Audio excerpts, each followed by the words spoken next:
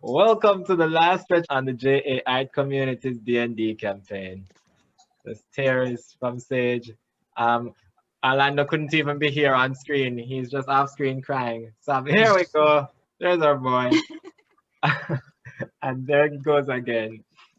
Just like we'll soon go with this story. Welcome to this magic world. I lost a part of me. Got wrapped up with this magic girl. I hope my heart can heal.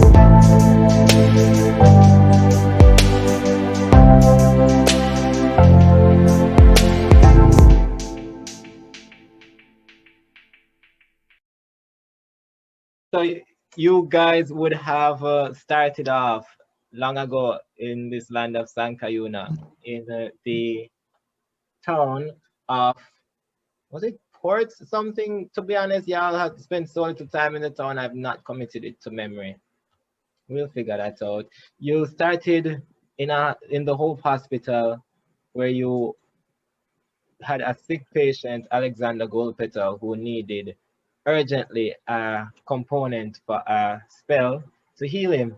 So you guys would have left this Hope Hospital, went up the mountain to find the legendary beast, the Couatl, a flying serpent with rumored to have healing feathers. So you went through the forest with just very peacefully through the forest, nothing of note or event. Made it, Jaguar. Jack Axe Panther met some ground, crossed the river, also pretty peaceful, no big deal. Went up the mountain towards the lost city of Zibalba, fought your way through Mesoamerican hell, and finally came face to face with the Couatl. And somehow survived And after somehow multiple near-death experiences. survived. Our players are Orlando Gentles playing as Gilhana Flintstone, Ranger Dwarf. Sage played by Sean Chung. Yep. Sage is a tabaxi wizard. Aaron played by Prince Lane, who is a Goliath barbarian. And Tegan played by Cookie, who is a human cleric. As you guys settle down with the Couatl not actively attacking you and actually showing and giving you things, I'd like you guys to just give me an idea what your characters would like to do once leaving this mountain. Orlando, I'll start with you. Start with somebody who knows what they want to do. Let them Off the top of your head, Gilhana is looking down on this mountain. You haven't long rested yet. Where does Gilhana see herself after she leaves this mountain? Or what is she thinking of as she's on this mountain? Gilhana wants a home and possibly a business. I'm thinking a tavern where people can come and they can share their stories. Cool. Arin, Prince, what would Arin like to do after he comes down from this mountain? It would seem that once this adventure is done, the lion will no longer have his pride. So he will drift from town to town, taking odd jobs from guilds here and there until he finds another pride. Tegan, Cookie, what would Tegan want to do after coming down from this mountain? She's probably accomplished a lot more than she ever thought she could already. Mhm. Where does she see herself? After I come down and once I do my business at the hospital, to be honest, Tegan is a little bit restless. She does not like to be in the same place for too long, and sometimes she thinks of finding another village to visit and to help around in, just to move back and forth. She likes having multiple homes, multiple places to go, multiple people to meet, that kind of stuff. So that's probably what she's thinking of after everything's over. So really, she wishes to travel with us. She's always been restless. So like she still works at the Hope Hospital and she'll always have a place there. But like anytime she might probably get some time off duty or something, she's like, I am going to literally leave this entire area and come back whenever I get back to work. And which is normal for clerics, honestly, so it's fine. Sage, Sean, what would Sage, where does Sage picture himself after coming down from the mountain? Sage of the mountains. Honestly, Sage has kind of been irreversibly changed. Like does have some traumas and does have some things that he needs to resolve afterwards. And I think that in search of that, he's going to continue pursuing knowledge as he normally did, but he's going to be probably going into maybe into like the military to learn more about war magic. And he's probably going to learn a lot about war military magic and technologies based on that. Cool. So at the top of this mountain, you guys have traveled this far. It is just before midday. There's some rain clouds on the horizon. You guys made it to level 5 just for clearing the dungeon to Zibalba, and you would have, I actually remember the name of the town, it's Ports Bay. Anyway, so you would have come through so many difficulties to get here, and you are now relaxing with a giant snake. Snake spirit, but it's a medium-sized thing when it's all coiled up. This flapping snake, and you are interacting with the celestial being. You have, let me do it one by one. So, Sage, you would be going. I just remembered I took a note that I was supposed to ask the snake something. All right, I'll allow you to do that. So thanks for giving me the heads up. So you guys are interacting with this celestial being.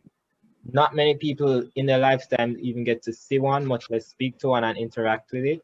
In this interaction, you guys learn so much. For you, Orin, you are able to get an idea that just from looking at the many books in the library, you can more accurately take down creatures. You get an idea of how Celeste, for instance, with zombies, cleaving through joints is probably the best bet. With other humanoids, you can go for organs. For Celestial, it's not very, it doesn't matter much where you hit them, it's how, because they have a different makeup altogether. Gilhana, you see some pretty decent magic. So do you, Tegan and Sage. And I say that to say you guys are now level 6. Just from this experience. Nice. I will allow you to add flavor to how you learn your level 6 capabilities. So if there's anything that you'd be doing in the rest that you are offered by this Couatl, you can describe it to me. I mean, give us an order. All right. Y'all did roll initiative last time. I'm gonna use that. All right. So it's Gilana, Sage, Orin, Tegan. It spells GSAT, and that's not what I'm thinking of as the team name. They'll pass the GSAT. No, hold up. Hold the hell up. Wait. Just spell GSAT. Who is Dallas Dice Roller? I don't know. Oh, I maybe need to rename myself. Yeah, it was Yes, me. you do. No, that was, I think, so one was me and I think the other was Orlando. Aaron and I. All right, so Gilhana, you training? You doing anything to improve your magic? Okay. What do you get at level 5 and 6 as a ranger? Because that's basically what we're going to get into now. Okay. So at level 5, Gilhana gets a bonus attack, which means that she can attack 1 extra time during her turn. At level 6, she gets another favored enemy, and she gets another mastery of another terrain of her choosing. So a only favored gave you the enemy option to a of ranger mountain. is a part. Oh, go ahead. So a favored enemy for rangers is a particular species or a particular class that the ranger is proficient in tracking, and they can roll advantage on wisdom and intelligence roll on them. So I chose, should I go into that or? You can, because I have something I want to address. Go ahead. Okay. So for Gilhana, also at level 6, Gilhana gains 4 level 1 spell slots and 2 second level spell slots. Finally get access to them second level spells. So while the wizard and the cleric has just been just throwing second level spells to the wind from level 3. Well, that's our thing. You have people like grinding, people with an axe. You have people that can magically blow things up from 60 feet away. It's like amazing. So yeah, you got favorite enemy, and you got to pick either a creature like a face, celestial, aberration, or you got I think the thing you picked, which was? I picked humanoids. Well, you get to pick 2 races. 2 races from the humanoid class. And right. The 2 races that I chose were, I chose to be able to track humans, and I chose to be able to track ground. Okay, and this is the thing. This is not against you, Orlando. This is against the ranger class and how they phrase D&D. This is surprisingly racist when you put it like this in this contest. It's like, oh, rangers at this level can just track a specific race. In the real world implication of this would just be like, oh yeah, now I know how to find black people. I mean, like, can't escape me. In the context of D&D, in the context of D&D, the word race is not singular. It doesn't describe one particular set of humanoid. It describes it also doesn't in our world. Huh? The same thing applies in our world. No, what I'm saying is that in our world, and I'm not justifying any racism or anything, in our world, everybody who is a part of the human race is a part of Homo sapiens. Oh, so you're saying this would be like me being able to track what was the other thing? I can't remember. A different intelligent species, essentially. Yeah. How can I not remember the other thing? So yeah, that's how I think of it. It's going to kill me if I can't remember what the other class of what was almost human was. Halfling? No, it's supposed to be like Homo sapien. You're right. No, that's not it. Well, Superior? Maybe. No, those are mutants. The thing that we those like, are mutants.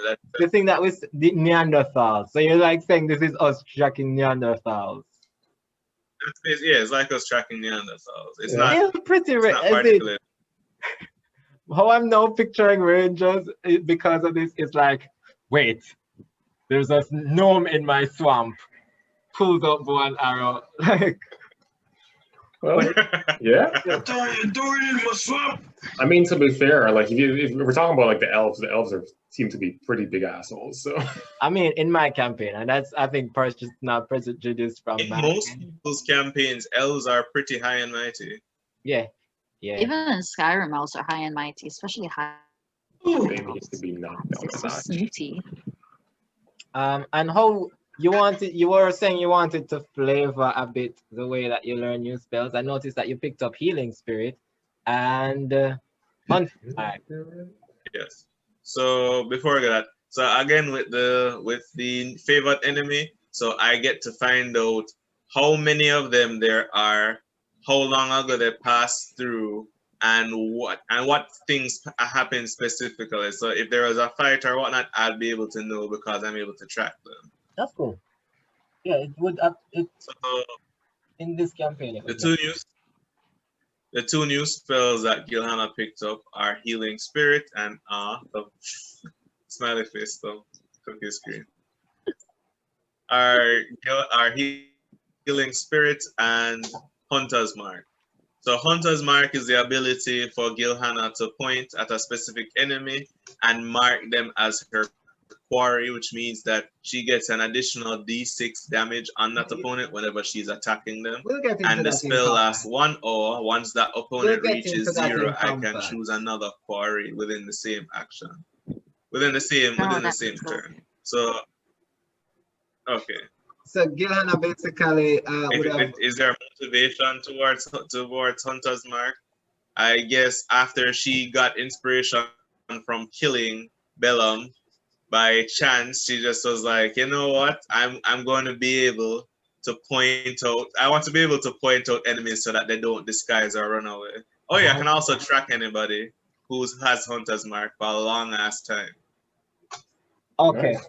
I like that. That makes sense. Let me guess. Because of the one time you lost your axe and you were like, never again.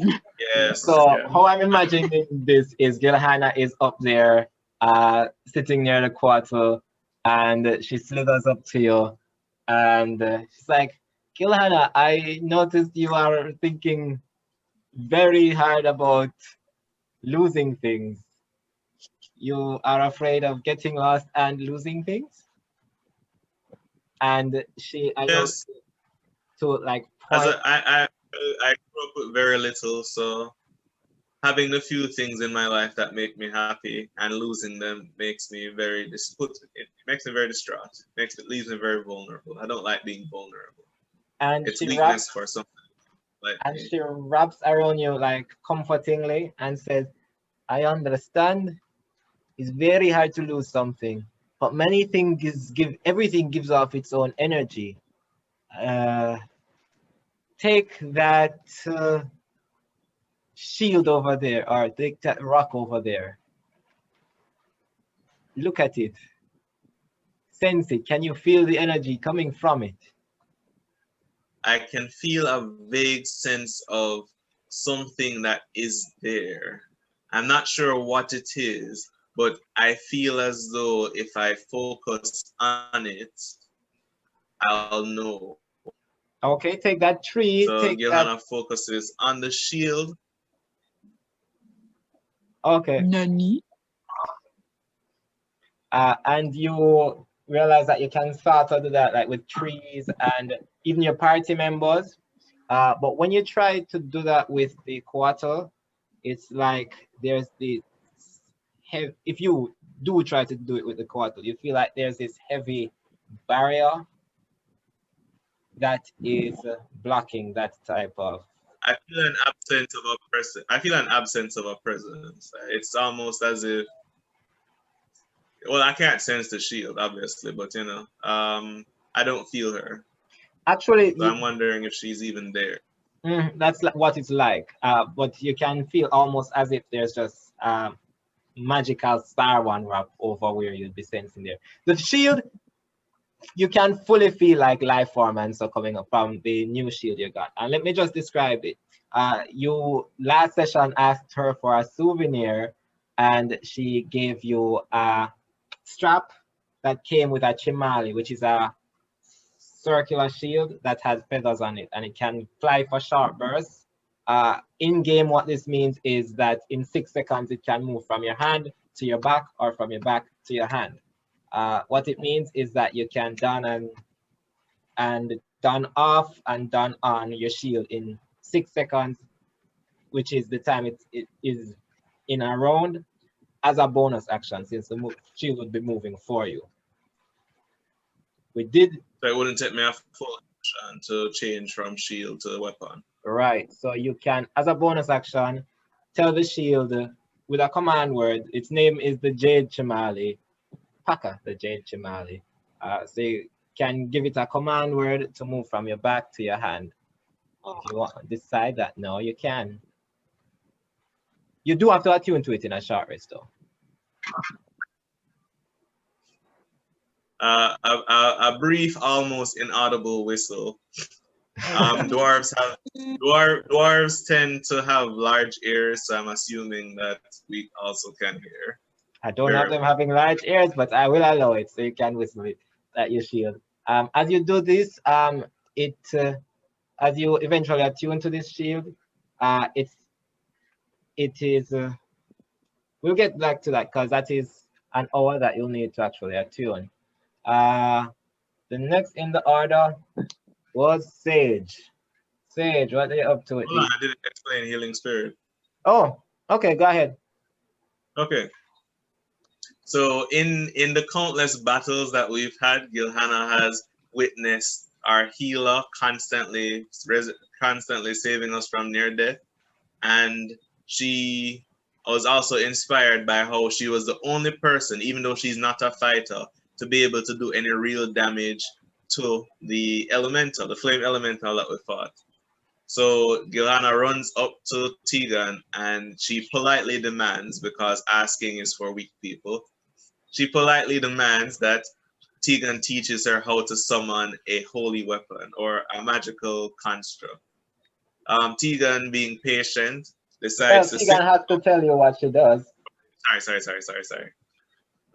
So, you are really badass with that fire elemental. I need to know how to make giant things out of nothing. Help me. Help me now. All right. Not a problem. Well, we'll see.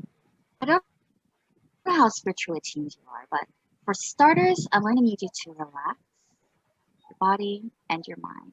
You need to have an open mind and focus on a form, some sort of form that you seem to gel with. A weapon, I don't know if it would be a sword or an axe in your case, probably an axe, or who knows, maybe a holy bow and arrow.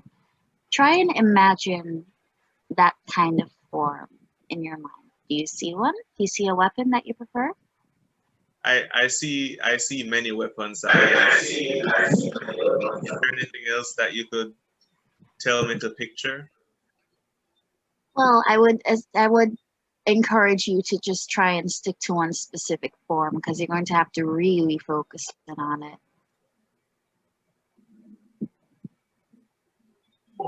Okay, I have an idea. You seem to like axes. All right. And now I would say you have some magical attunement to you, so which is a good start. Try and manifest that into yourself, but also make sure that the item you have is infused with a sense of hopefulness. You need faith that you can manifest what you're trying to manifest in order for it to work. So hearing the word, you'll have to, I'm sorry, is that my microphone? I think it cookies, whenever it starts picking up, it throw our voices back in. So we usually have to wait like a few seconds. And then mine laggy. Okay, so hearing hopefulness, Gilhana feels a slight warmth in her heart, and she has a picture in her mind. All of a sudden, her hands begin to start glowing a blonde light, a bright blonde light. Is there anything else? I can feel it. I'm almost there. I can almost picture what it is that I have in my hand. And I'm just watching intent. And the snake actually, the Couatl actually comes forward and says, "No, good job. Just push a little further. Go even further beyond." The light begins to get brighter, and it's almost finished manifesting. When all of a sudden, Mr. Meaty jumps into light. There is a brief and bright explosion, and Mr. Meaty is glowing in this radiant uniform, a uniform that is reminiscent of Tegan's current wear. He even has a blonde, radiant bob hairstyle that Tegan had. And he produces a light that immediately starts healing Gilhana and Tegan. It's me, Mr. Meaty! Here! Oh no, Mr. Meaty's not like a little baby cleric realizes mouse. that That's so cute. Johanna tries to grab Mr. Meaty and realizes that he's intangible. And she's a bit worried because she's wondering if he's dead. But after it passes, Mr. Meaty loses his golden form and returns to being a regular mouse. So I think the Couatl would explain this to Johanna as what type of magic it is. As you forced me to go and Google what type of magic healing spirit is. That's hilarious. Mr. Meaty became a freaking He-Man cleric with the hair. Conjuration. And it's a nature spirit, so you can. Yeah. So what is explained to everybody, to Johanna and Tegan, is that her manifestation of hopefulness would have come from her imagination. So they asked what did she think about, and she thought about Tegan because whenever she thought she was going to die, Tegan was the person that brought her back to life. So that energy manifested in a form that made a spirit that can heal people.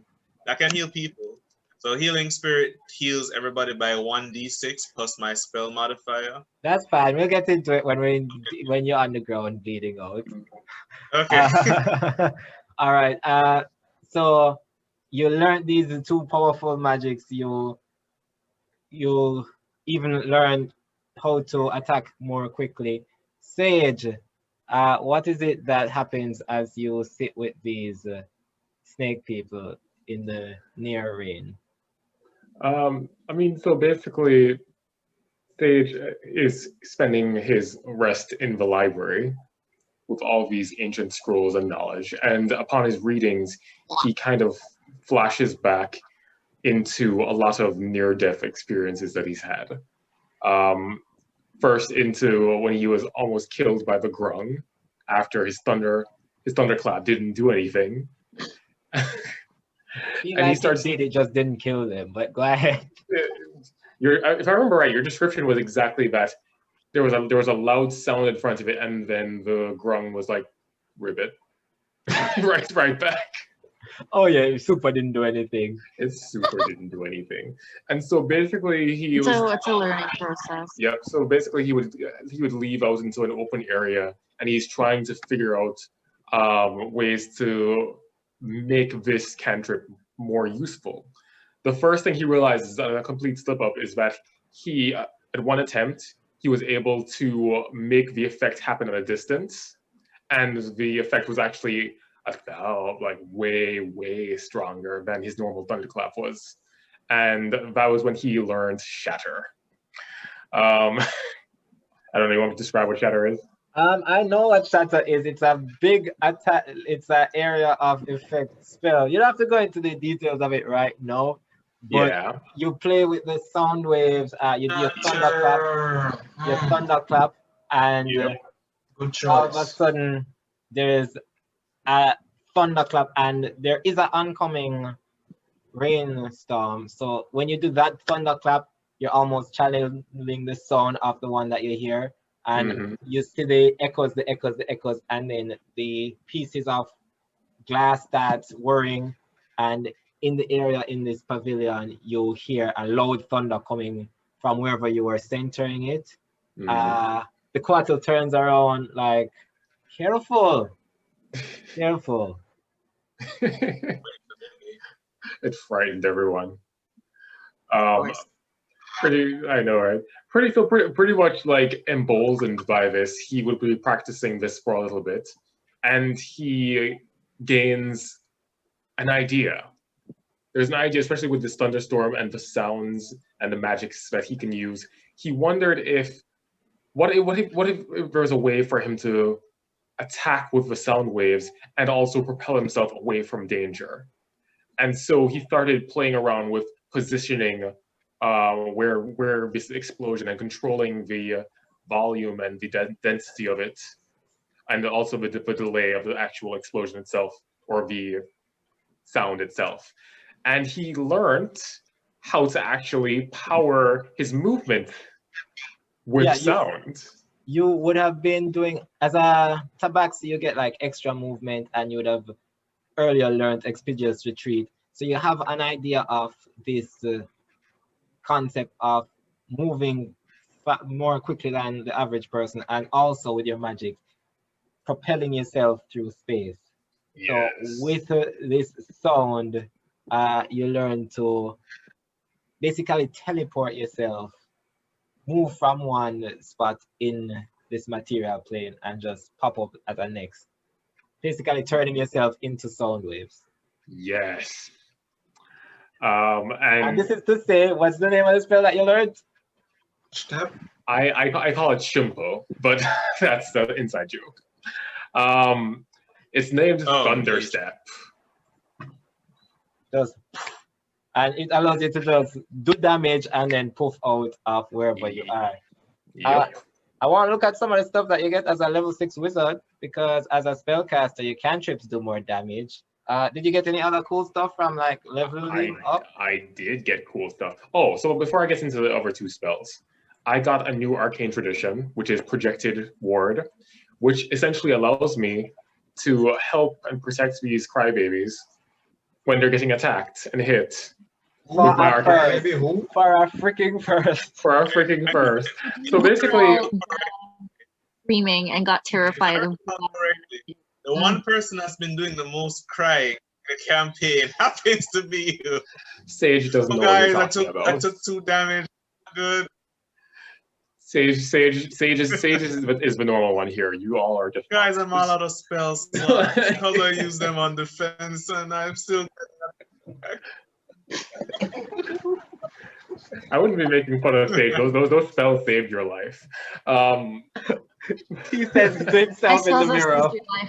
He says to himself in the mirror. So basically, Projected Ward just allows me, like whenever another party member or anyone else is getting attacked, I can protect them with my arcane ward, and the ward would take the damage instead. Okay. Oh, I should mention that for everybody, your proficiency bonuses go up by 3. So that helps with By 3 or ability 2 checks. 3? 3 or go Two, for 2, 3. I think you mean 2, 3, to right? 3. Yeah, I will sorry. take by 3. 2, 3. I'll take it. So you now have 3 as of level 5. All classes, the proficiency bonus goes up to 3. So that helps you when you're casting spells to hit, when you are doing melee attacks, ability checks, anything that you have your proficiency in. So your arcane ward, Sage, actually is now 14 hit points, because it's twice your wizard level plus your intelligence. arcane ward. And it is, what does it look like? Because I was going to draw Sage like with the Susano S cat skeleton protecting him, but I'm not sure if that's what it's supposed to be. Well, I mean, basically, it is a ward, so it says that I weave magic around myself for protection. I had described it as flavor like runes on top of his robes, but he can change that flavor to something more. I mean, I'm perfectly fine with that. I like how I had imagined it before. It was kind of like a talisman or something like towards that realm. Oh, And basically, whenever someone is attacking me, it kind of moved and in the way and kind of like rejected it with like magic. That's how I fucks did with it. that. I can fucks with that. Is there? So you are here in the open space. You guys can. Would you immediately conk out to sleep, or would you like to discuss anything with these? You're Oh. So who's conking out I to sleep? had I need to talk to the I had 2 more Couatl. spells. I don't know if you wanted me to tell them or say. you can just tell me what spells those are. You don't have to necessarily describe them as it. That's fine. So got hypnotic pattern. Hold on. Huh? So I got hypnotic pattern, which is a level 3 spell. Figured it would be useful. All it does is pretty much hypnotizes people. You can just say that. Yeah, you stop like a bunch of people from moving if they fail a save. Yep. And then I get. I have to describe this one. Go ahead. Because Sage was just like shit after the encounter with the elemental. He was just like, fire is dangerous. Fire is fire bad. Fire can hurt. Fire bad. And so he was just like, what if he could use that level of firepower? And so literally he was practicing with his scorching ray. And what he was doing was, instead of creating 3 rays of flames, he compressed the firepower into a near singularity. And he would like move it towards with his finger and point in a direction, and then release it full force at once. And it created this massive fireball. Like, Wait a minute. Are you? I hope you're not doing damage to the Couatl's home in the. I'm in like a training area. It's fine. It's fine. Well, said library, but this is fine. No, I was in the library. I said I moved to an open area. I mean, it's an open pavilion. You can aim at the sky, I guess. I guess. So I guess I aim the fireball upwards, and then it explodes in a huge fiery burst. And as you do this, Alan, you were saying something earlier? Yes. So why it is that I got that image of Arcane Ward was because I was thinking about a comic where like the Grung soldier breaks. Well, I don't think he had shield at that point, but like somebody breaks through his shield. Maybe Gilhana and Sage are training, and then Sage is like, "Oh, you finally got through the shield," and then the person gets confident, is like, "Yeah, now you're open to take damage," and it's like, "Oh, do you think that was it?" That's just the first part of my plan, and you just see this giant. It literally has happened. This tiger. To me, every time I attack him. The tiger the skeleton just come over and just like protecting Sage, just like, oh crap. If it's a talisman, I can work. But Sage's biggest shields are his friends. Yes. Like it doesn't have to be a talisman. It can be like a fusion of both, where it's like just like a shining magic symbol or rune or something doing the same thing. Yeah. So after you blast the fireball into the air, the Couatl turns into you and says, actually, you have one on you, so you're familiar who, because of the Couatl's telepathy, can speak to you at the moment. You say, hey, maybe try to be a little more discreet here. We are trying to avoid detection, and big fireballs into the air does not convey. Good job, guys. Good job. You know, being a large thing, I know that she just wants her privacy, but what is she afraid of? That sounds like it could kill. Like it's almost as if a god is saying, you know, there's something that it can kill me and I don't want it to know where I am. Okay, so you think that Gilhana, and then she turns to you and says, I'm flattered. God, that's such flattering words. No, Couatls are not gods. We are spirits. And because of our healing properties, we are hunted. We are far from God, far from it. We are powerful, yes, but not unstoppable. There are far worse things. Except the big one, the big Q. Big Q? No, you lost me at Big Q. The actual God. Oh, Couatl, yeah. Yes. Couatl, yeah. Yeah. You're thinking of Quetzalcoatl. You're still young, Gilhana. So much to learn. It's a big world out here. Mm-hmm. We just want to stay safe. And Gilhana feels like she's speaking so condescendingly, because even though Gilhana is young for her age, she's lived longer than everybody here. The Couatl has lived so long. Other than the Couatl, but like in our party, it's like I'm literally the oldest, youngest person here. Yeah, but even with that, Gilhana, you are speaking to a being that can see into like ethereal planes, and so like it is when it says, "Oh, there are so much worse things." It's a teenager. I am just a small garden snake in the world.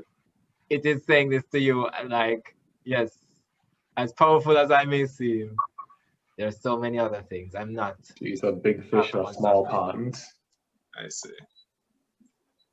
So yeah, your little snake sage, Bane, tells you, please, be a little more quiet with your training. Is there anything else that you want to train in silence? Maybe not huge fireworks in the sky? Hmm. Oh, That's I, literally the first thing I thought. I think Sage thinks he's made good enough progress. He'll just go back to reading in the library. Okay. don't Go ahead. blow up anything else. Everyone just killing the wizard's fun as usual. Can't like the wizard put Sage has everyone in danger though. If Sage has a flashback to when he first learned predigitation, and his mom Yeah. is like, "Hey, don't burn down the house. We just moved in here." So Aaron, you are here in this space with what you thought at first was a dragon. I don't know if Aaron still thinks this. Of course, he still does. He What only is has it? one Big brain power. He's cute. Flying reptile? Are you what? He's in the corner right there, just waiting patiently. For them to be finished with their rest so you can move on. Yeah. Facing the wall, as a matter of fact, like this, you know. Just... And like Aw. ever so often, like thoughts bounce off to them, and they just wonder whether, like you can feel them wondering whether or not to address it. It's like, and Sage, you hear them speak to each other and say, "Patience, patience, love. You know it. At least he bears no ill will." Tegan, you would have been resting near these legendary beasts. Well, one legendary beast. What you want to do while you're here before you do your long rest in the middle of the day? Mm-hmm. Well, before that, I do remember in the last session you said I should remind you that the Couatl wanted to give me something. Yeah, so the I did take Couatl. notes of that. Okay, so the Couatl slithers towards you and says, "Well, rest first, and then just don't live without it. You know, my memory may not be so good. But remind me. I can feel you reminding me from here. You didn't have to say it, but that's good. When you wake up, is All right, Yeah, no would you problem. like to discuss anything? Go ahead. Say it well, and Alan, what you're saying, real quick. Gilhana remembers about the elemental torch that they have wrapped in a wet towel, and she would like to know if there's any way to use that, incorporate it in a weapon. So I'm assuming the Couatl can read her mind. So would she know, because there's a spark left in there? So I'm assuming it can be made into something useful. Other than a torch that lights itself, please. Something that can actually be weapon efficient. Like, can it be infused into a bowl so that So you you can shoot? think that, and the Couatl looks down at you, Tegan, and says, "Excuse me for a quick second." Slithers towards you, Gilhana. Who has the torch? You brought the torch from the room here to my Yes, bowl? but it is still wrapped in the wet towel. Good. Perfect. Dip it in the waterfall quickly for me, please. So she dips it in the waterfall. Keep it there. Slithers back to Tegan. Yes. Continue.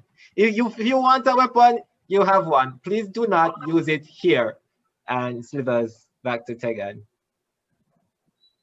I'm gonna throw it at somebody when we get out of here. See what it does. Sir, ma'am. Gilhana, come. Behave. Behave. Not in a nice You made it peaceful sound like a sanctuary. one-hit kill. I'm using On it. the way back home, we can do that, but not Yeah, here. that's it. When I get out of here, I'm gonna throw it at somebody and see what it does. Yeah. Okay, good. All right. So So, Tegan- I mean, the only thing I'd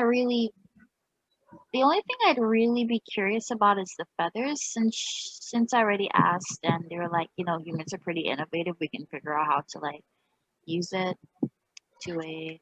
Can I? Okay, let me just be in character.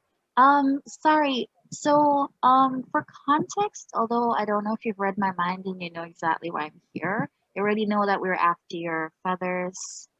I'm really grateful that you gave it to us with no fuss. For healing, But yes. I mean, I I am shed feathers curious. other day.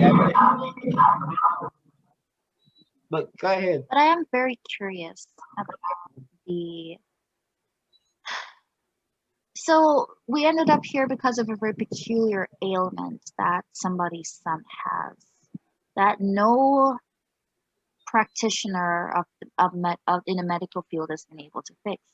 And while I was able to identify that it was probably something of a magical nature, I've still never encountered anything like it before and was wondering if you would have any insight on what it might be or how it got there in the first place so that possibly in the future we can find more ways to avoid repeat incidents like that happening, so to Uh, speak.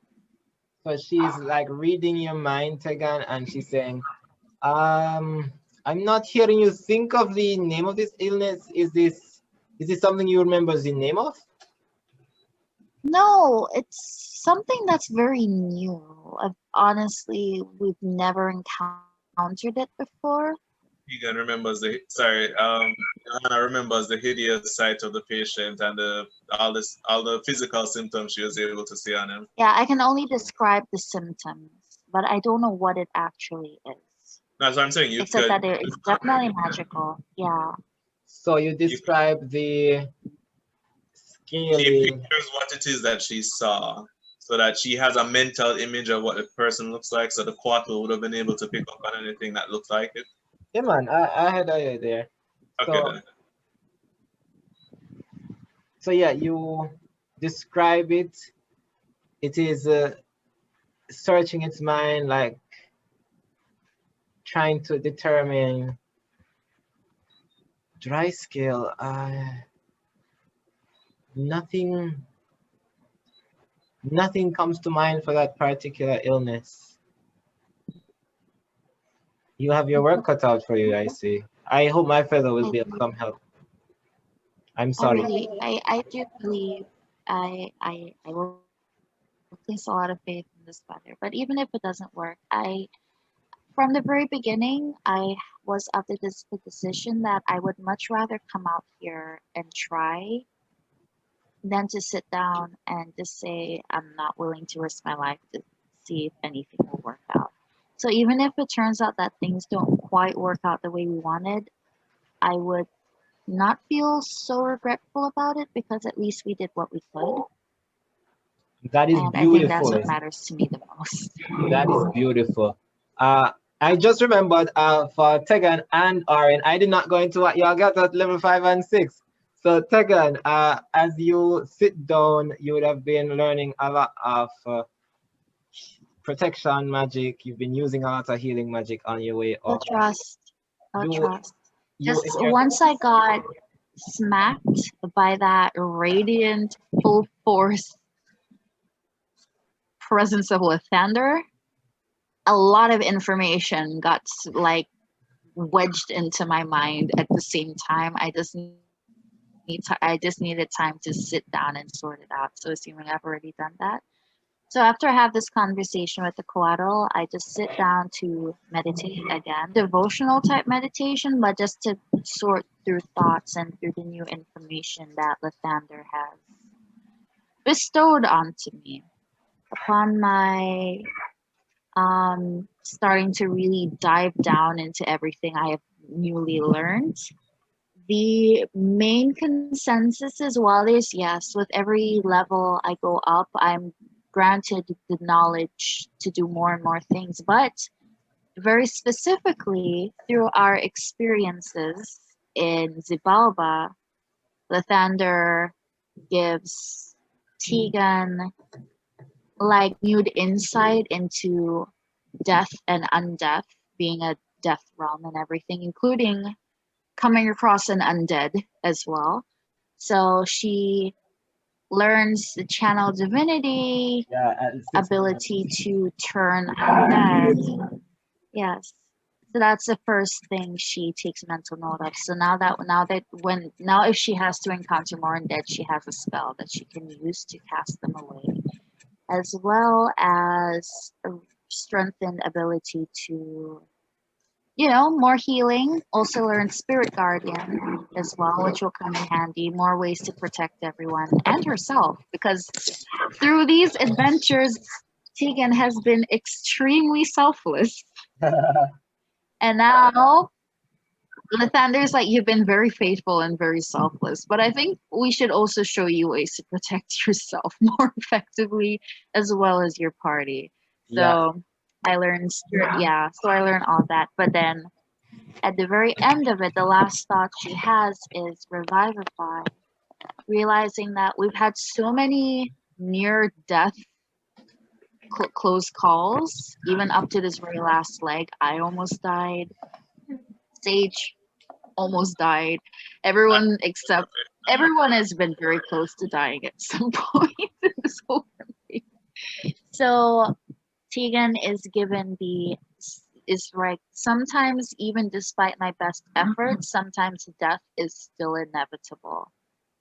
But with the right prep and the right material, Lathander gives her the knowledge to revivify a fallen comrade.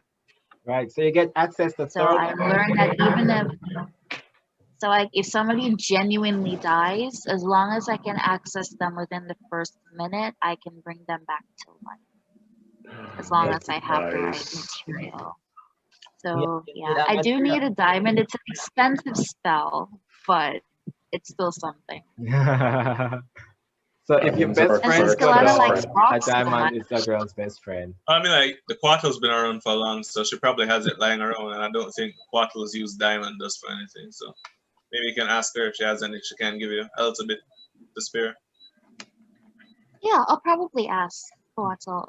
Yeah. Do you happen to have any diamonds you're not using Actually, or don't need? actually, that is what you're supposed to remind me to give you.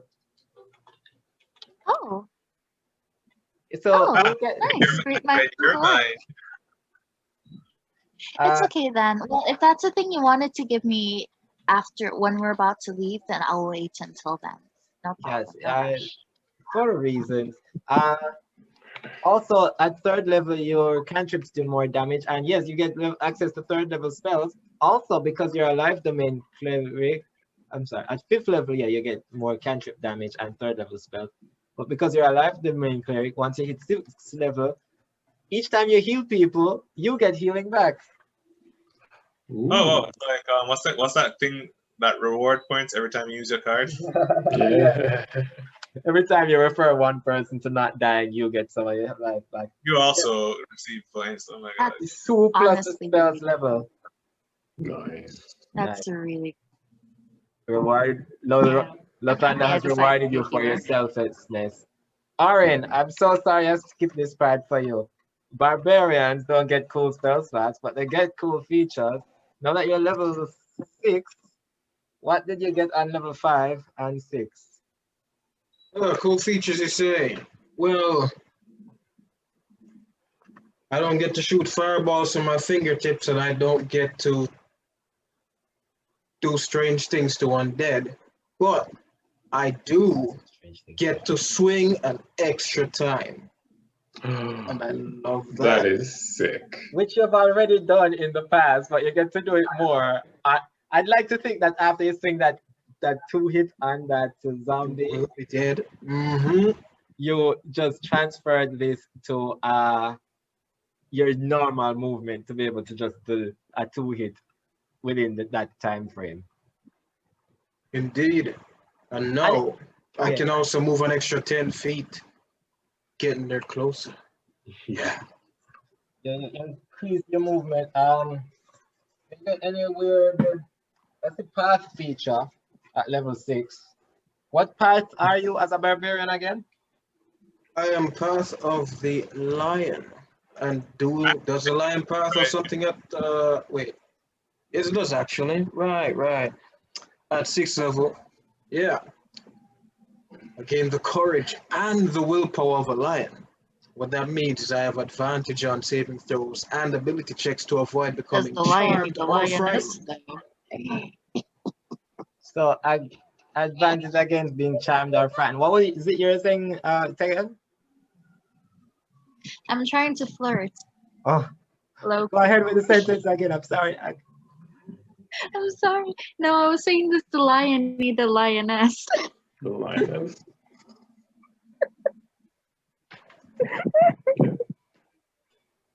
Hey man, I'm kind of nomadic in the sense as well. So The like, telepathy is on. You get to hear that, Arin. Oh, Amazing. oh. You see him in the corner like this, and he. Yeah. The Couatl is like, oh, Tegan, what will the neighbors think? Like you'd probably know because you can hear everybody thinking. So So as you guys settle down a bit for once, you see Sage, the tiny snake that you have as your familiar, slithers away from you and slithers up to its big One second. Couatl partner, and you guys can sleep for, I'd say, 6 hours. It would bring you to the end of the afternoon into the start of the evening. Sounds good to me, honestly. I'm surprised we went through. I'm really surprised we went through Zibalba before evening. Like that's really impressive. It is. It was just Oh, one yeah. piece of Day. bullshit. One to the other, to the other, to the other. Beautiful. to be fair, a huge part of that lended itself to the fact that the rooms were closing in on each other, which is a very interesting feature because you had described that the magic was deteriorating, so it makes sense that stuff like that would happen. That was a bit of flavor that was really True. Would I'm you pretty like? sure Zibalba at its maximum would have absolutely destroyed us. Would you yeah. like? Would you like to pretend that that Gilhana thought that and make me answer it as Couatl, or would you like me to answer it as DM in DM voice? I kind of like Couatl. Couatl isn't trying to kill us. DM is just. So the Couatl says, as you drift out, when you're near to drifting off to sleep, Gilhana, it says, "I'm so glad you could sleep out here where it's safe. You see, the rooms of the Balba, oh, because it is in the God realm and the magic has deteriorated, your presence in the Balba feeds off the fact that you're there. Okay. You being So there and Isabella. knowing about it strengthens the magic, because the reason it is deteriorating is because no one has been there, but it has been able to feed off your suffering and your sacrifice. I think you have literally sacrificed a jaguar priest in Zibalba. Yeah, going through there is not advisable. Yeah, less of a sacrifice, more of cold-blooded murder. But yeah, same thing. No, it was definitely a sacrifice. It was all thematic and everything, and very intentional. Yeah, ritualistic. Fully put a spiritual weapon through a dude's heart in a jaguar sacrificial arena. Yeah. Yeah, that arena. Sacrifice the jaguar. I have written up what would happen in that arena, and it is beautiful. So you guys see where the tiny snake cuddles up to the big snake, and they just leave your area for a bit to a more secluded part of their pavilion and allow you guys to sleep. Cool. You may want to turn off the whole telepathy thing, or else you might hear some things you don't want to hear. You know, just say. You I hear hear everything. Sage, you hear. I mean, the rest of you guys get some blessed peace. Sage, because you kept that link with your tiny familiar, you hear, oh yes, I've never gotten to be the little spoon. She's-